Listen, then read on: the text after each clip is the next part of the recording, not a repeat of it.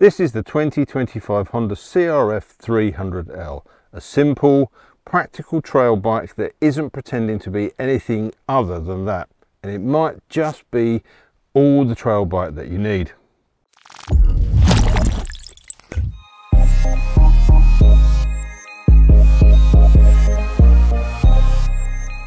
This bike has been in the Honda lineup for many years now in various different iterations, and it has gained somewhat of a cult following amongst admiring owners. It was introduced as the CRF300L in 2008 as an entry-level dual sport motorcycle. In 2012 it became the CRF250L using a detuned engine from the CBR 250R.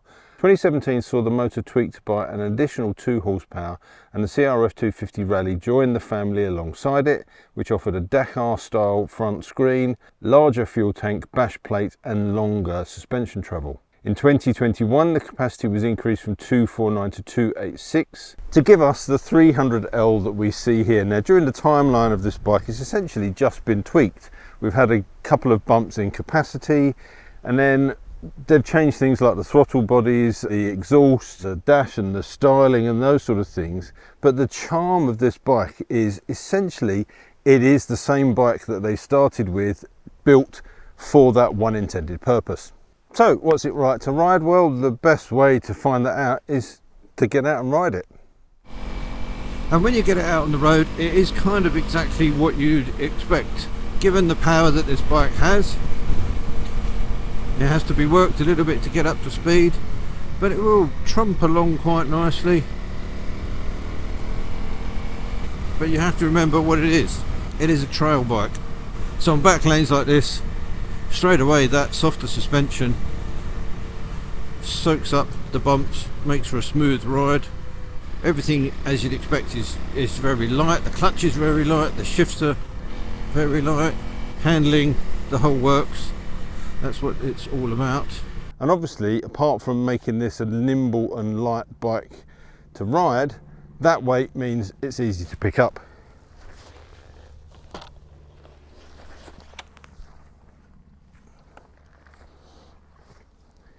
The riding position is pretty good. Nice wide bars, obviously. Not the highest of bars, but they're a good mixture between road and off-road. The seat is pretty comfortable too, which is not really something you can say about enduro bikes. I recently did an off-road day at Phoenix, their sort of introduction to trail riding, and we were riding Fantic 250 XEFs, I think they are. So similar bike to this, similar power, just a little bit more purposeful, I guess you could say. Stiffer suspension, a little bit more of an aggressive exhaust. Not an enduro bike by any means, but it's a move up from this. And they were great, but boy, those seats were uncomfortable. The majority of the day that we were out, and obviously we were doing a lot of standing, we were off the bike, but I certainly had a sore backside the next morning. And with this bike, that just fits into that difference. It's softer, it's softer suspension, the softer seat. It's about comfort. Engine's nice and flexible, understressed. Yeah, you have to work it a little bit harder to get some performance out of it on the road. It's a lovely thing actually, just to potter around on. But obviously this is where the bike comes into its own.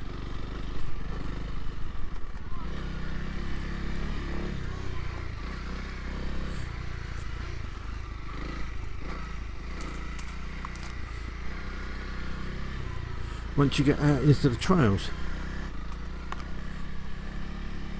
And of course this is where this power and its delivery is absolutely perfect.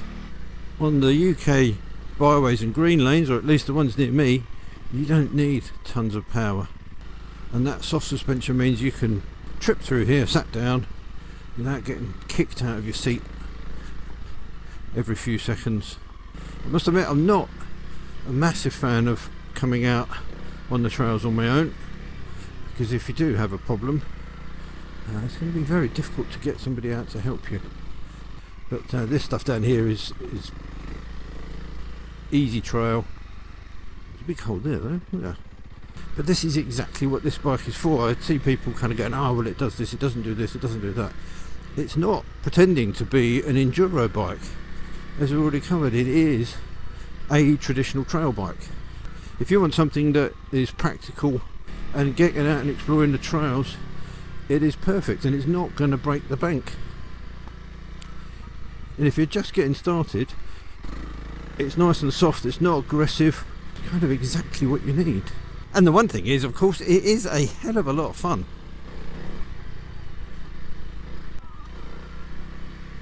I mean, the one drawback to that soft suspension is it can get a little bit bouncy, as you can see in sections like that.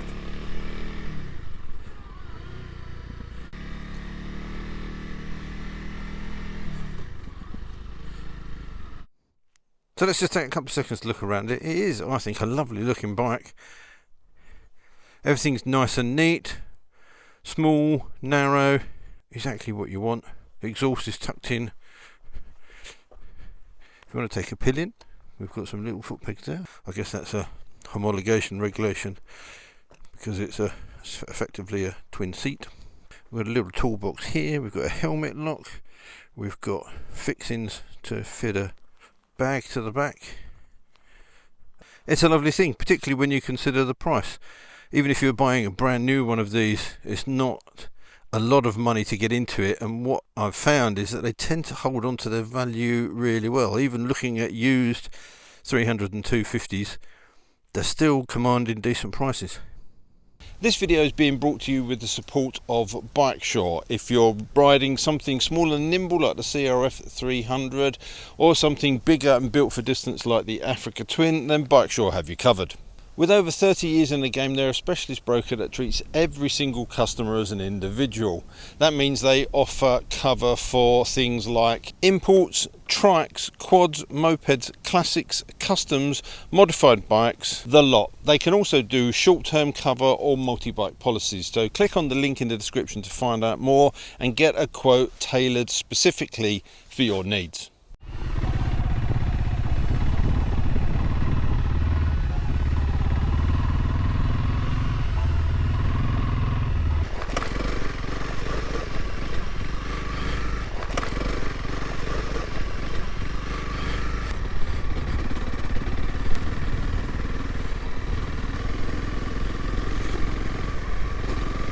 But as I say, for your first foray into off-roading, this is a wonderful machine. Easy to look after, robust, lightweight, easy to ride, perfect for exploring these trails. And as your skills pick on, you can kind of take the bike along with you in terms of upgrades, or it could just be the perfect little trail bike to have in your garage when you want to come out and explore nature.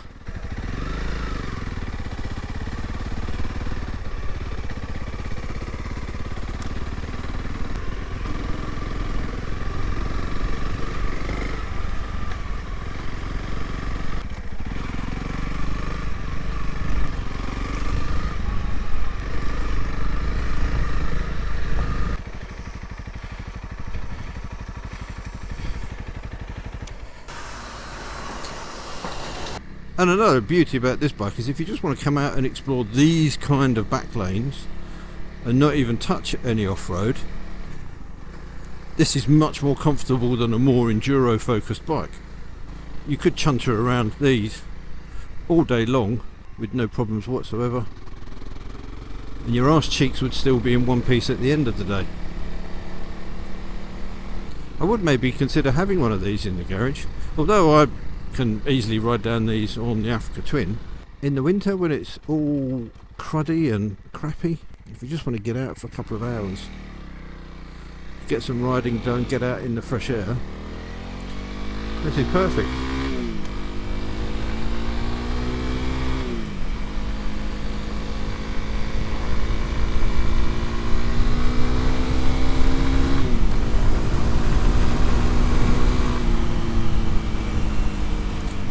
But you can see even with my 200 pounds before helmet, clothing and boots, this still trips along quite nicely.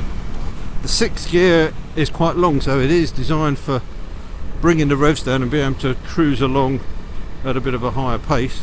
I could definitely see myself having one of these tucked away.